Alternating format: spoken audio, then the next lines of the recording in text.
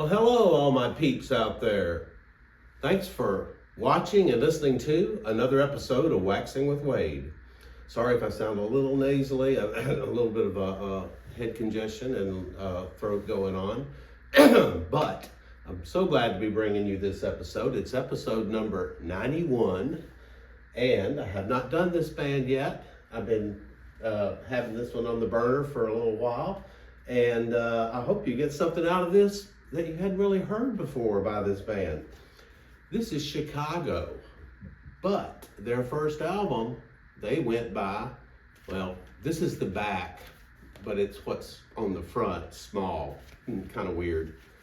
The Chicago Transit Authority was their original name when they got a recording contract. They were actually called The Big Thing when they first signed the deal, and they came out of Chicago, obviously. University students there, and played a lot locally and got a record deal, moved to LA, and the rest is history. This was 1967 when they formed. The original 6 members, I believe it's seven, excuse me. And those 7 members stayed together all through from 67 when they started, and this album came out in 69, all the way up through Terry Kath, his death in 78. He was the lead and only guitarist for the band, and an incredible guitarist, which I'm going to spotlight right out of the chute. Really highly regarded in the rock world. And he unfortunately died of a self-inflicted accidental gunshot wound, a gun he didn't think was loaded, in 1978. And threw the band into a tizzy, of course, not knowing what to do or to carry on or to change things up, but they eventually decided to continue on and auditioned new guitarist. I can't think of his name at the moment, but 1969, and this has several of their best known songs on it right out of the chute, and it's a double record. I mean, I don't know if I can think of another band that debuted with a double studio album. I'm sure there are some, but I don't think I've done one. If I've done double albums, they weren't debut albums, or they were live or something else. You may notice, if you look closer, this that's small on the front, it's got a stamp over it that did not come on the record, but I bought this kind of at a reduced price. That's why I have it. I saw it and I looked like it would play well, and it does. It's in great condition. If I could just remove that, it would be perfect. Let's look at the inside and the 7 band members. I'll put it up a little closer. Primary writer and singer for the band, not a household name, Robert Lamb, here on this side with the bigger picture. And he wrote most of the songs, most of the well-known songs, and sang most of the songs, such as 25 or 6 to 4, which is one of their biggest songs that came on their next album. It's not on this one. And then we have Terry Kath here, the guitarist. Peter Cetera, who you know, bass player, but a great singer who went on to a great career later in Chicago and solo, crooning a lot, became more of a pop vocalist as time went on. But on this album, he doesn't write any. He didn't start writing songs till their second album. And he sings lead on some of the songs, co-lead, like sings a verse, someone else sings the chorus, or he sings a verse, someone else sings a verse, usually Robert Lamb.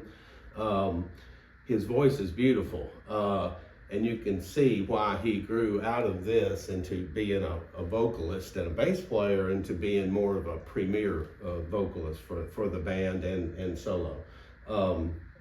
Other members you may not know, household names.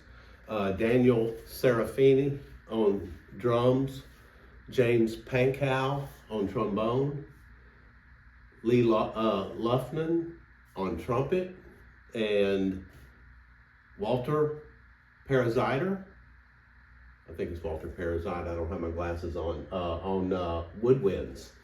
So they were self-described as, like, when they were selling themselves or whatever, or they call themselves, we're a rock and roll band with horns.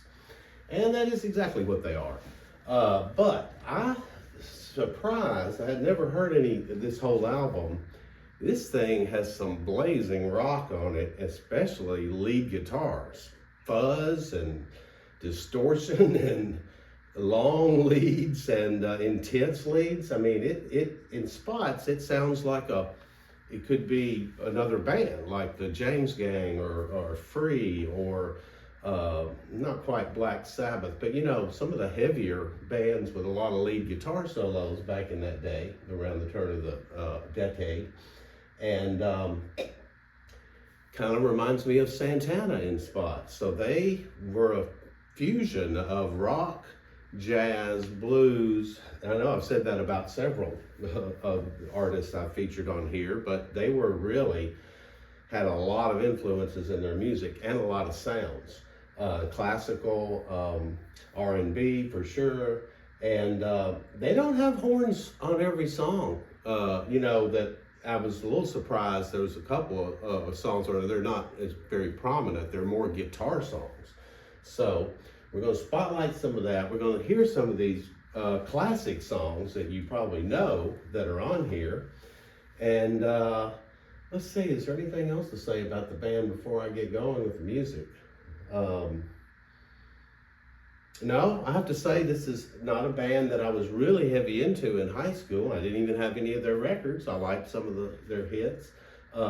If I'd have been about 6 or 7 years older and that age in '69, probably a whole different story. I would have probably loved this album and a lot of other bands that I didn't get around to till later in my life.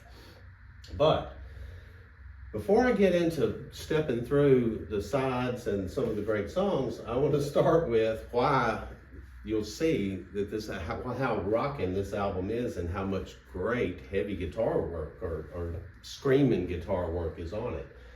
This is the last song on side 2. Oh, by the way, these songs are long, most of them. There's only 14 songs on these 4 sides, so that's 3.5 songs per side. So they're 6, 7, 8, one even 14 minutes. Of course, I'm not going to play these whole songs, but this is a long song, probably about 10, 12 minutes, or 8, 9 at least, called Poem, that ends side 2. And side 2 is all written by Robert Lamb and sung by him, the 3 songs. And Poem has just a great guitar lead break, a pretty long one. I'm going to play a little excerpt from it here and let you hear it for just a minute or two before we get into more familiar songs and stuff. But just listen to how rocking this is, and would you think this is Chicago? If someone said, hey, who's this band?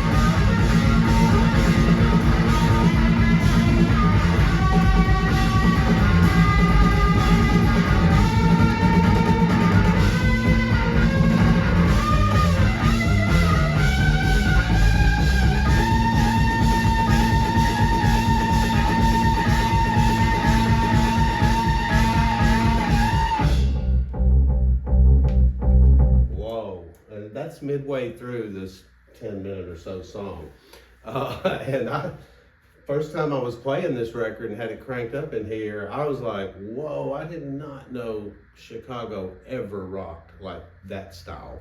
But they sure did. They sure did, especially earlier in their first few albums. They had some songs that were that way. Though you're going to hear the groovy, more jazzy, poppy, a little bit rock with some R&B influences with horns and jazz, and what they were known for, the songs you know, we're about to hear some of that. Let's see, you think, oh, great percussion on this album, Danny Serafini, and we're going to hear a good bit more of that too. And there's like an extended percussion solo in one of these songs.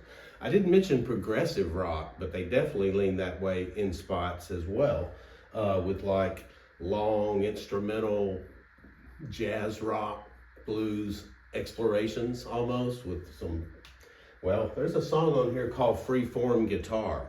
And when we get to that, I'm just going to hear a little of it because it's not, I don't think it's worth listening to the whole song. But anyway, this album started with a song written by Terry Kath, the guitarist, he wrote a little and sang occasionally, but not that much. He does sing this song. Let's taste of how they introduced themselves to the world on side one, song one. And this song is called, appropriately, Introduction.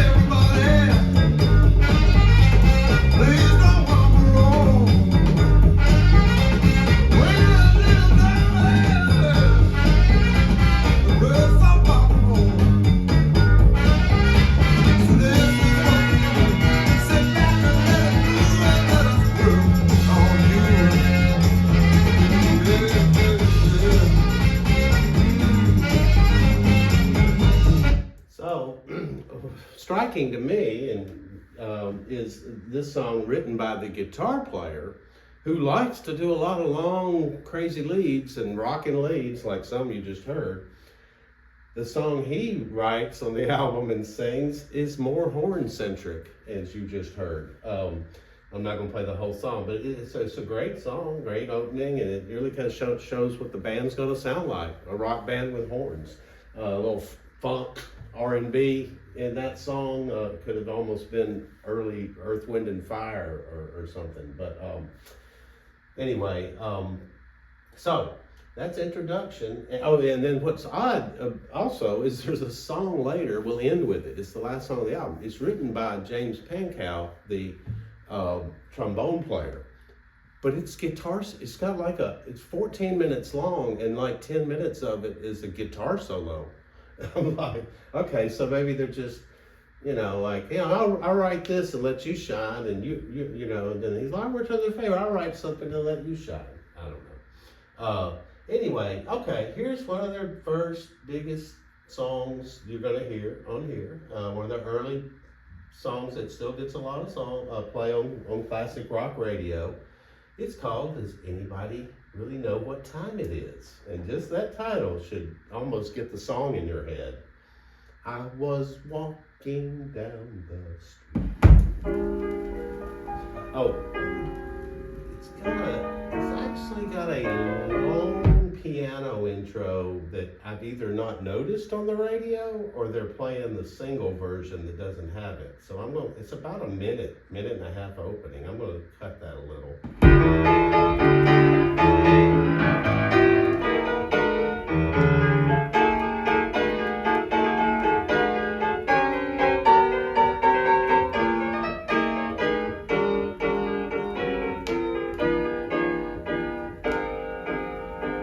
Kick in here.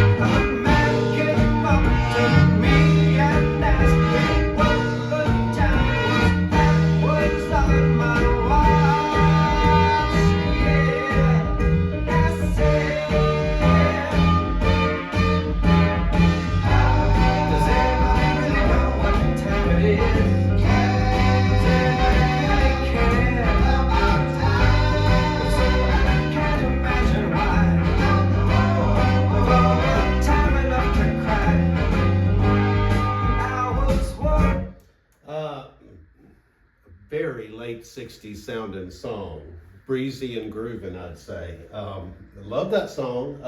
Not my favorite hit by them, but I do love it. Okay, there's another one you're gonna know. Beginnings. And it's the third song. So I'm just going through side one here.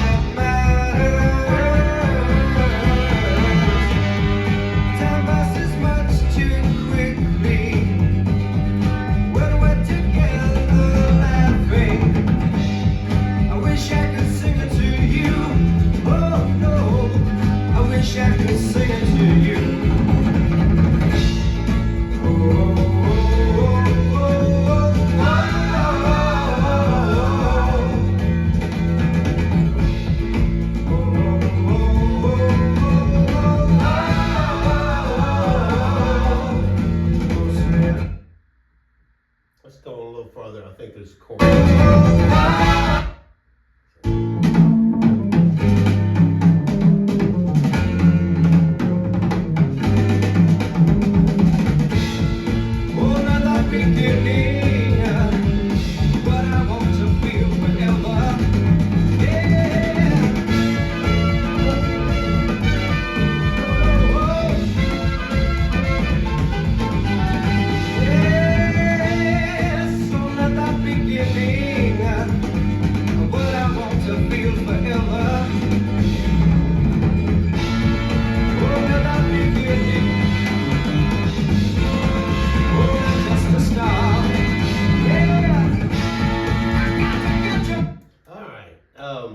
So I'm sure you probably know those two songs, but there's side one. Side two, 3 consecutive songs here are going to be classics, and here it is. Questions, let's see, what are those numbers again? I forget. 67 and 68. Do not know where the title comes from. I would think a lot of my viewers and me and other people know this song, but couldn't tell you the name of it, probably, because it's not the kind of song they say the name in. But oh, this is the first time Peter Cetera sings on the album. So all of side one, they didn't use his voice, except some background vocals. I mean, sings lead on this side. And he sings lead along with Robert Lamb on this song. They alternate a little or sing together. He sings the lead, and I think he and Robert Lamb sing duet on parts of it.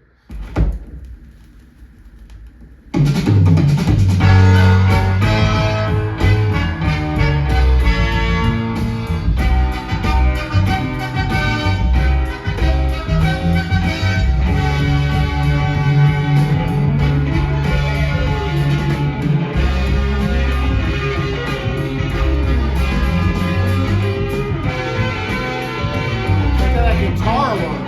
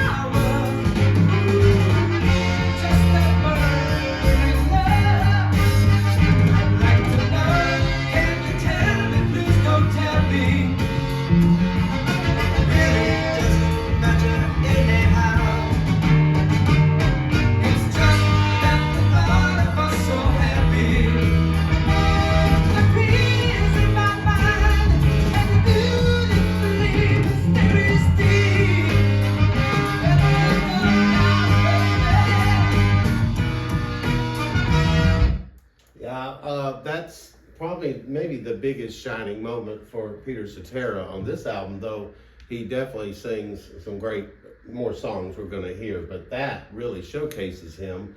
And I would think somebody listened to this album for the first time in '69 and hadn't heard all these songs, and they play side one, and then they get to side two and be like, whoa, where'd that vocalist come from?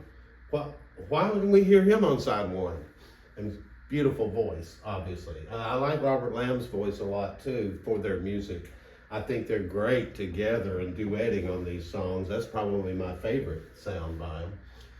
Real quick, let's hear a little bit of this bluesy rocker, mid-tempo, called Listen. You hear another different kind of sound from them. I'm going to start it a little ways in, I think. Let's see.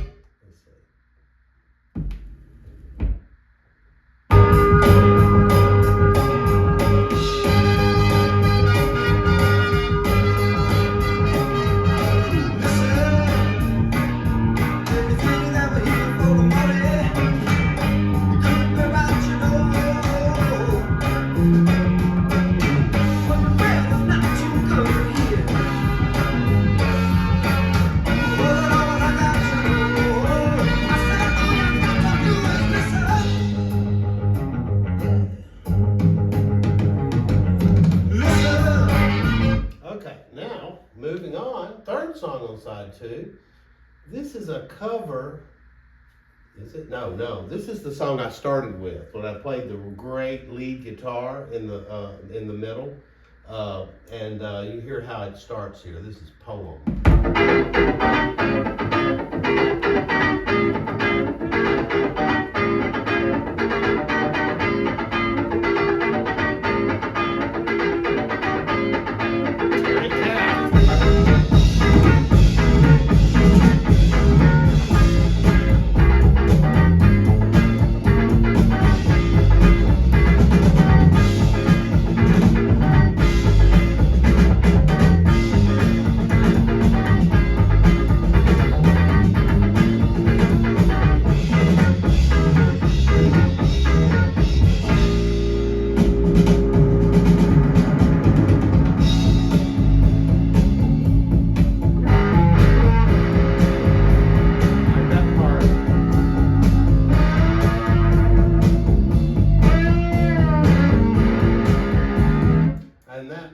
Goes on for several minutes, and the opening part I played of that couple of minutes of lead guitar solo, that was coming up there. I love the way that song starts. Robert Lamb on that song. Okay, other record. Side three. Freeform guitar. This is like 5 or 6 minutes or 7 of just Terry Kath making noise on his guitar. I'm just gonna set it down just like a third of the way in. Most of it sounds kind of like this.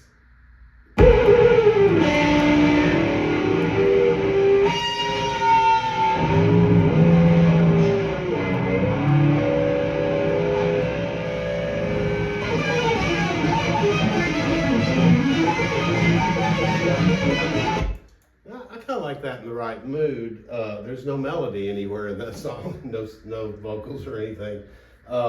It's kind of crazy, and actually I don't know that it fits in for me with the rest of this album. That's the track I would chunk, Freeform Guitar. Terry Kath, I love you, but that's not a song. Is this South California Purples? Okay, kind of a blues rocker. I just wanted to hear a little bit of, that's really good. It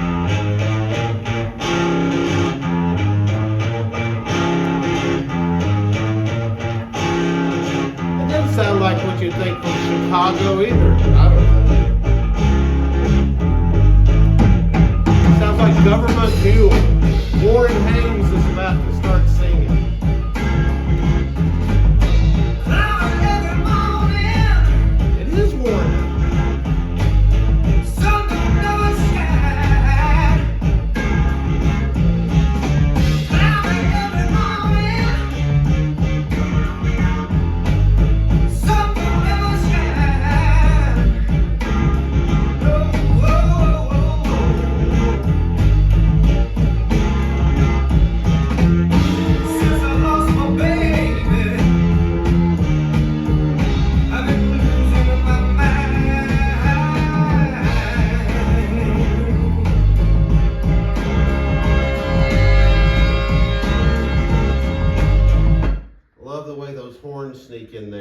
and then check out this great little bit guitar work. Another song with great guitar solo in the middle of it. I think I went a little too far.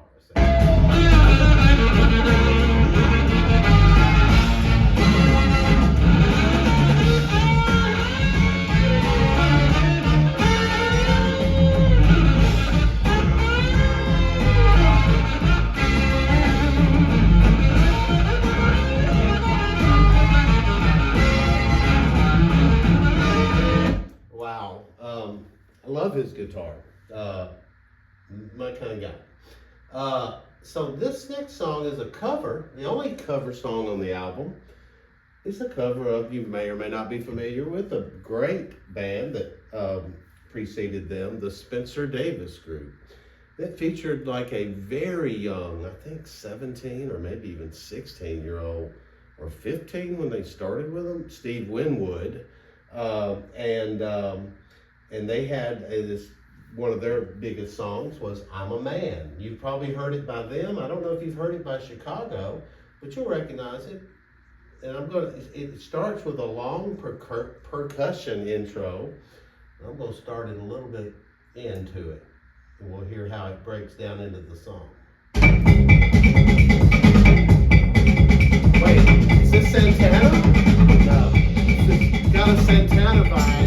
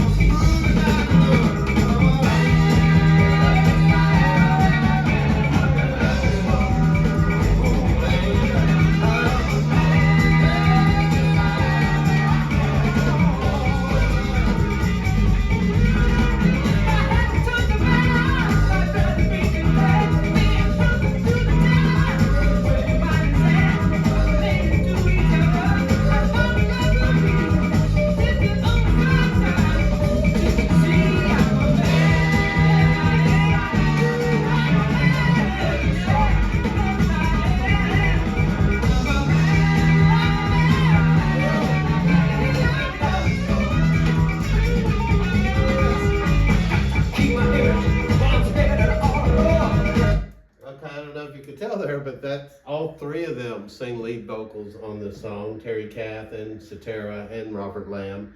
I think that was Kath on the first verse, Cetera obviously on the second, and it was just starting Robert Lamb, or I may be mixing up Lamb and Kath's voice. They're not as different as Cetera. Gosh, I love that song, the percussion in it. It's got a long percussion break of something like this for several minutes.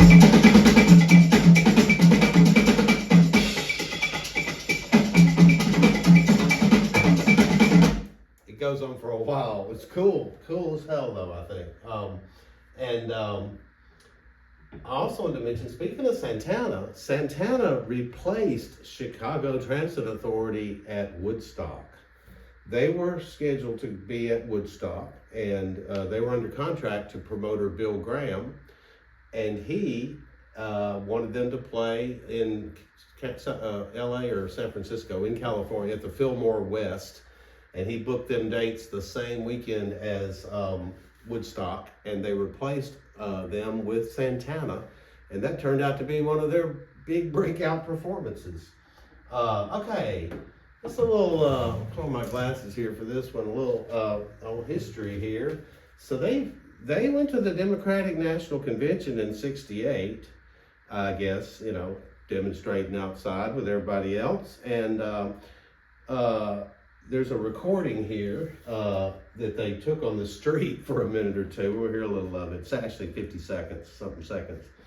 But here's some producer's notes I wanted to read you. Freeform guitar, which we heard just a little of, was performed on a Fender Stratocaster guitar through a Showman amplifier equipped with a twin 15 bottom, utilizing a Bogan PA amplifier as a preamp. No electronic gimmicks or effects were used in the recording of this selection, the intent being to capture as faithfully as possible the actual sound of the performance as it occurred.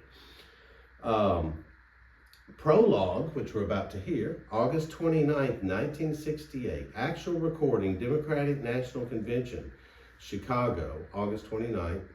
Black militants exhorting demonstrators, quote, "God give us the blood to keep going."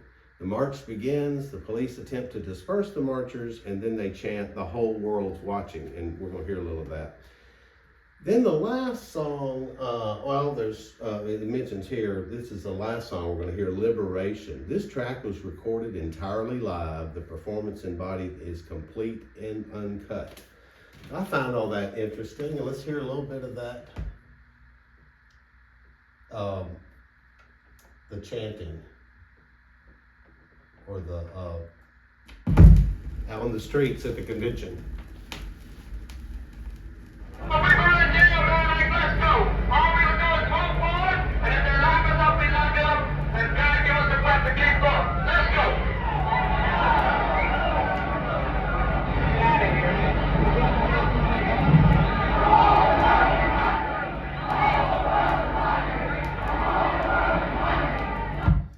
Less than a minute. That's a cool little tidbit to have on there. He goes into this great song that Robert Lamb wrote, and he, along with James Pankow, the trombone player, co-wrote it, and Peter Cetera sings too. He and Robert Lamb share the vocals. Let's check it out. It's called Sunday.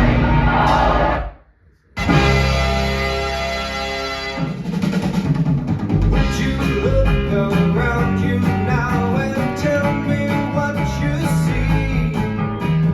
Faces full of hate and fear, faces full of me. Do you feel the rumblings as your head comes going down? I'm going to skip ahead a little to where Peter comes in.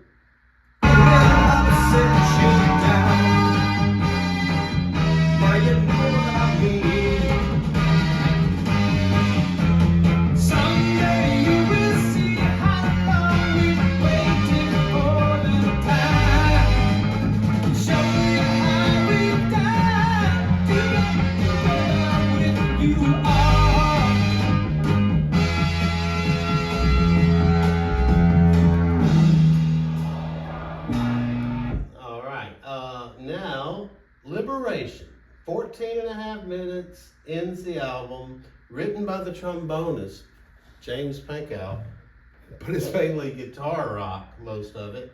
It's going to play a little of different spots. Let's hear the great opening. It's kind of changes between a blues jazz kind of boogie song and just a guitar exploration for 10 minutes.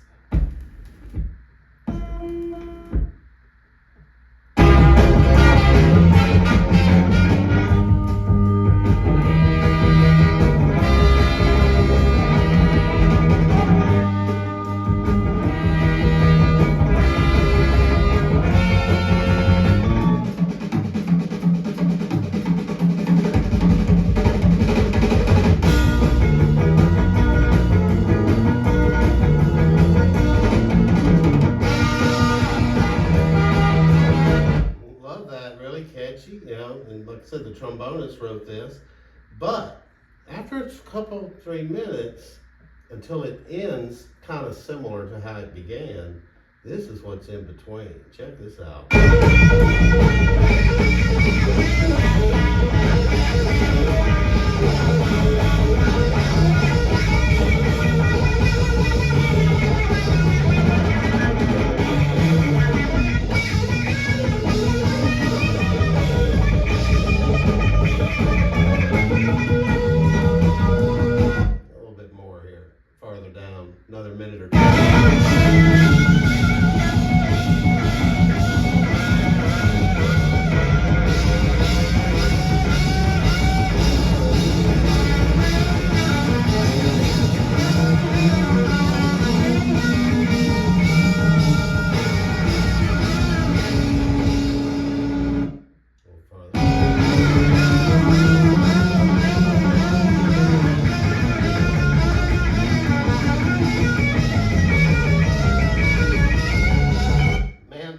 you can see, I think Chicago was kind of a jam band.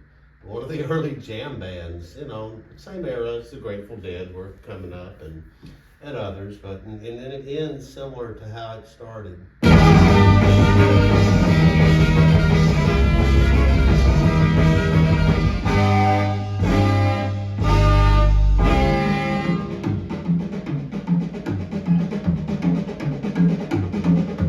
With a drum solo.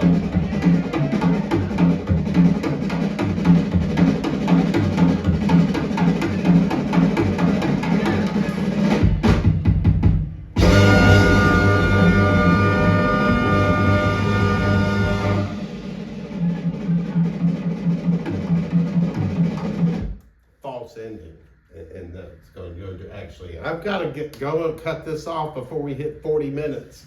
I was trying to make this shorter, but this is a double album. It deserved a lot of attention, I think. I think this is an important album, and my hat's off to it. I think it's wonderful, and hate that it took me so long to get into it. And I hope you enjoyed it, and that you'll come back when I have another Waxing with Wade episode, which I will soon. See ya.